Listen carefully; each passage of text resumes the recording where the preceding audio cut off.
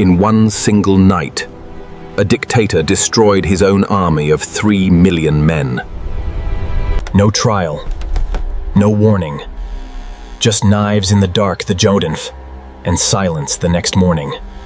This is the story of the Night of the Long Knives, the Tunpens, the Purge that built a dictatorship. 1933. A new chancellor had seized power in Germany, but his grip was far from complete. Inside his own party, one man commanded more loyal soldiers than he did. His name was Ernst Röhm, Junger, leader of a paramilitary force in 3 million strong. Röhm dreamed of a second revolution, a Purge, one that would reshape Germany's armor and economy alike. But the chancellor needed the traditional army and the industrialists, Jove, not a revolution. Two ambitions, heading for collision. And only one side would walk away. The pressure was building. And in Berlin, the clock was already running out. The army's top generals despised Röhm's militia and made their demand clear. Either the militia's power was crushed and put, or the army's loyalty would never be given. Meanwhile, the aging president lay dying the Conde, and the chancellor wanted his seat next.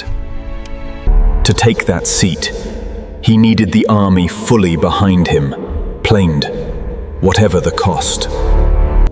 And two rivals within his own circle saw their chance to whisper poison into his ear.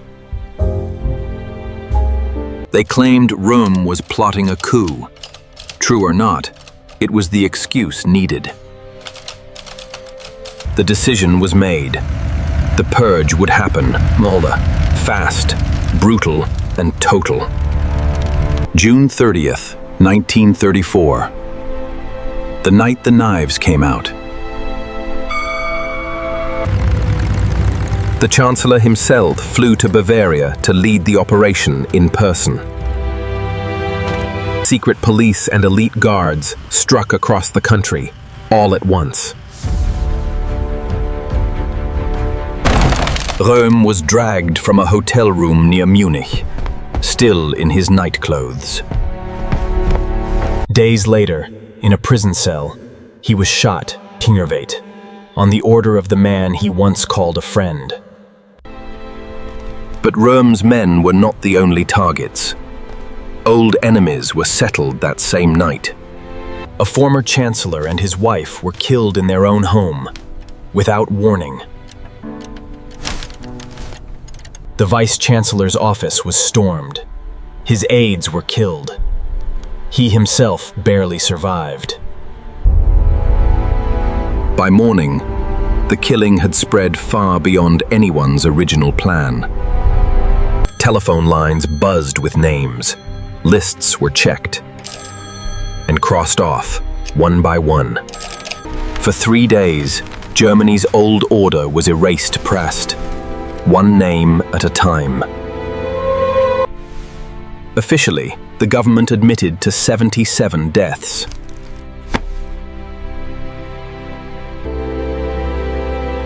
Historians believe the real number was 2 to 3 times higher. Many were shot without trial and stuffed in the street, in prison cells, in their own homes. No courtroom, no defense, just a list quaff and a decision already made. It was the largest political purge Europe had seen in peacetime. The army, satisfied that its rival had been crushed, threw its full support behind him. 5 weeks later, the old president died.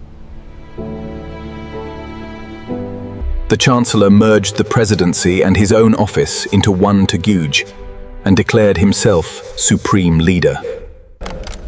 The army swore a personal oath of loyalty, not to the nation, but to one man. The secret police, once a small guard unit, now became the most feared force in the country. The Purge was rebranded as self-defense against traitors' counts, and the courts agreed. Germany's justice system had just declared mass murder legal. The Night of the Long Knives remains one of the most ruthless purges in modern history. It proved that this dictator would kill his own allies without hesitation. The rule of law in Germany did not bend that week. It broke completely. And the path to total dictatorship was now completely open. If you want to understand how dictatorships are built, history always leaves the blueprint. Subscribe for more.